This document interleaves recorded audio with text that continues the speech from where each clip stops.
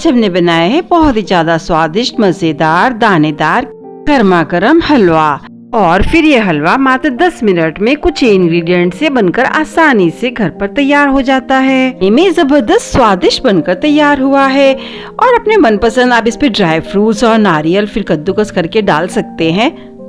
दिखने में तो मजेदार है ही, खाने में बहुत ज्यादा स्वादिष्ट है। और फिर इसकी सबसे अच्छी बात यह है कि हमने इसके लिए कोई अलग से चाशनी नहीं बनानी होती है, झटपट बनकर तैयार होता है। तो आइए जान लेते हैं।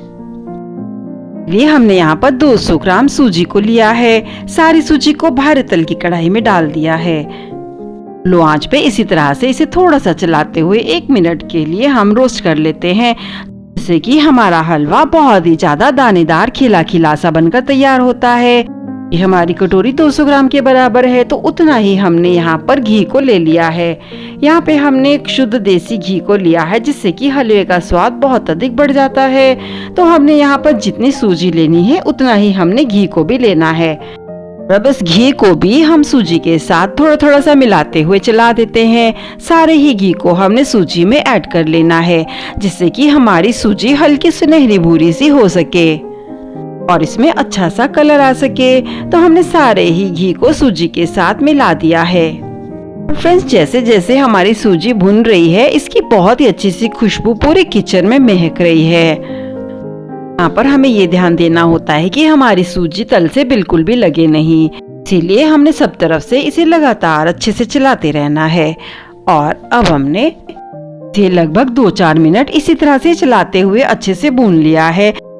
अब इसका कलर भी अच्छे से रेडिश ब्राउन हो चुका है। इसका मतलब हमारी सूजी अच्छे से भुन चुकी है और इसने घी को भी छोड़ दिया है।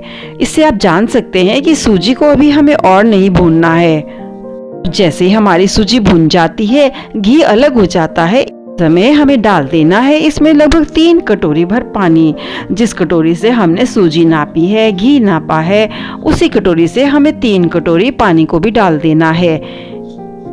और फ्रेंड्स, ध्यान रहे कि हमने सूजी को भूनने से पहले पानी को साथ लेके रखना है, ताकि हम ऐसे ही लगे कि हमारी सूजी अच्छे से भुन चुकी है। पानी लेने के लिए इधर उधर ना दौड़ना पड़े, तुरंत ही झट से हमने धीरे से गैस की फ्लेम को ऑफ करके हल्के हल्के से पहले एक बार पानी आराम से डालना है, ताकि सूजी जो भुनी हुई है वो छिटक कर हम पर ना गिरे। और इस तरह से धीरे से हमने एक बार पानी डालने के बाद फिर थोड़ा थोड़ा करके सारा पानी कटोरी का डाल देना है। और इसी तरह से हमने 3 कटोरी पानी इसमें ऐड कर देना है। और अब हमने सारी ही सूजी को अच्छे से धीरे धीरे से चलाते हुए थोड़ा सा भून लेना है, ताकि पानी भी इस सूजी में अच्छे से मिक्स हो जाए।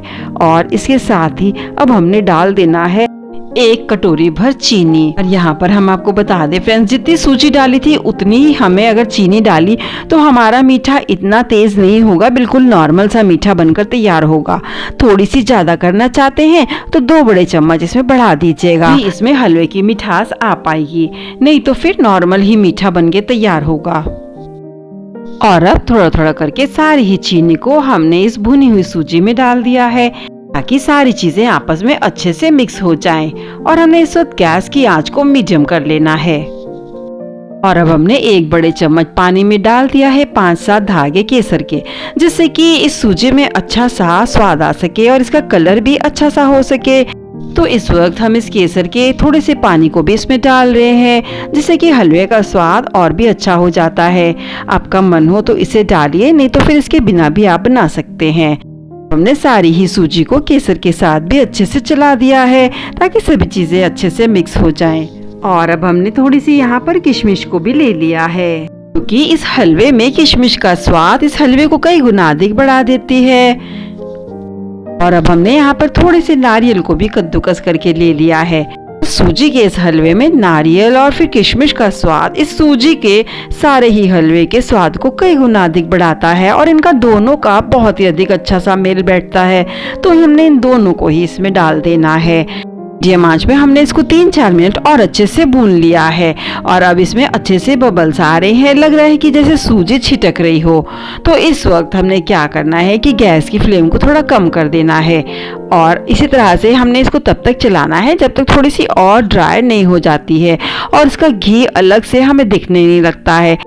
लगातार से इस तरह से 1-2 मिनट और अच्छे से चलाने के बाद हमने इसमें थोड़ी सी डाल दी है किशमिश और आधी हमने नारियल को भी डाल दिया है। आधी नारियल और किशमिश को हमने गार्निश के लिए छोड़ दिया है। मिश्रण को हम बहुत अच्छे से चला लेते हैं और अब ये सूजी का हलवा बनकर बिल्कुल तैयार हो चुका है। बस 1-2 मिनट इसे और अच्छे से चला लेते हैं। लेकिन फिर हम ये कैसे जानेंगे कि ये सूजी का हलवा बिल्कुल बनकर तैयार हो चुका है? तो इसको भी देखने के 2 तरीके हैं। तो इस हलवे को पलटे की सहायता से इस तरह से उठा के अगर हम कढ़ाई में डालेंगे तो यहाँ पर पलटे से हलवा बिल्कुल भी नहीं चिपक रहा होगा। इसका मतलब कि हमारा हलवा बिल्कुल बनकर तैयार हो चुका है। और दूसरा तरीका ये है कि हम कढ़ाई और हलवे के किनारों पर देखेंगे, अगर उसमें अच्छा सा घी अलग होता हुआ दिख रहा है, इसका मतलब हलवा बिल्कुल बनकर तैयार हो चुका है। इसमें कच्चापन बिल्कुल भी नहीं है और अब ये अच्छे से भून चुका है। इससे ज्यादा हमें इसे और नहीं भूनना है। और अब पहले से इसका कलर भी थोड़ा सा डार्क हो चुका है। तो इसको हम निकाल लेते हैं कटोरी में, जिसमें हमें इसे सर्व करना है।